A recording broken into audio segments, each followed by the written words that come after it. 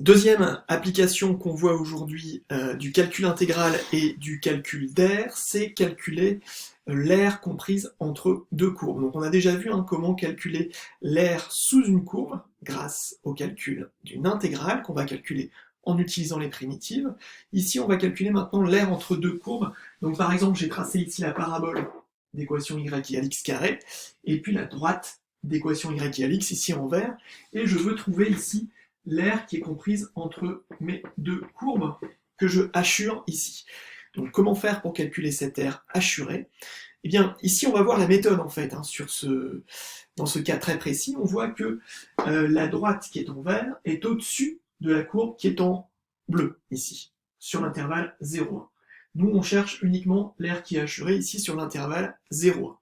Eh bien, on voit que cette aire qui est en rouge, on va pouvoir l'obtenir en calculant l'aire du triangle ici, l'aire du triangle vert ici, voilà, donc l'aire de ce triangle-là, moins l'aire que je vais hachurer en bleu, l'aire sous la courbe qui est ici.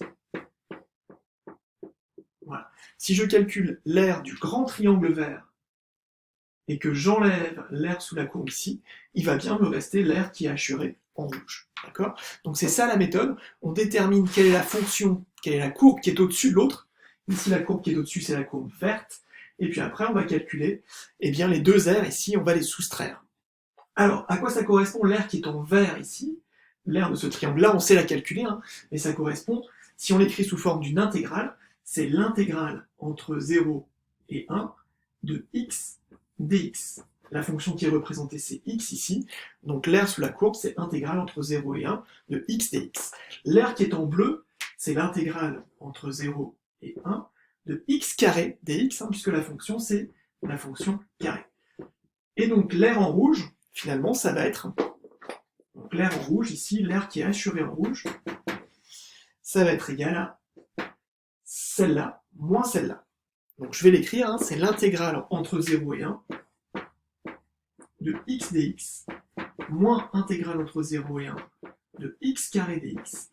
Et je vais pouvoir l'écrire en utilisant la règle de Chasles qui est dans le cours, que vous avez lu auparavant. Donc c'est l'intégrale entre 0 et 1 de x moins x carré dx. Voilà pour ce calcul. J'ai eu le temps d'effacer mon tableau, donc je repars sur mon calcul ici. Donc l'aire qui est en rouge, c'est l'intégrale entre 0 et 1 de x moins x carré dx. On verra le cas général tout à l'heure dans le cours.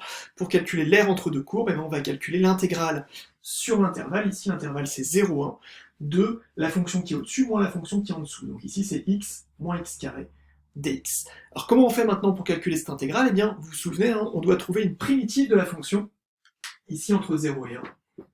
Donc je le note comme ça, entre crochets, entre 0 et 1. Une primitive de x, vous vous souvenez, c'est x carré sur 2. Et une primitive de x carré, c'est x cube sur 3. Et donc après, pour faire le calcul, vous vous souvenez, on va calculer la valeur en 1 ici, donc 1 au carré sur 2 moins 1 au carré sur 3, c'est-à-dire 1 demi moins 1 tiers, moins la valeur en 0. Alors la valeur en 0, 0 au carré sur 2 moins 0 au carré sur 3, ça fait 0. Donc tout ça, ça fait 1 demi moins 1 tiers, c'est-à-dire 1 sixième. Donc l'aire qui est hachurée ici en rouge, elle, vaut 1 sixième par rapport à l'aire du carré ici de côté 1. 1 sixième de cette aire. Voilà pour le calcul de l'aire comprise entre deux courbes. Vous verrez le cas général dans le cours, donc à connaître, la formule qui permet de calculer l'aire comprise entre deux courbes.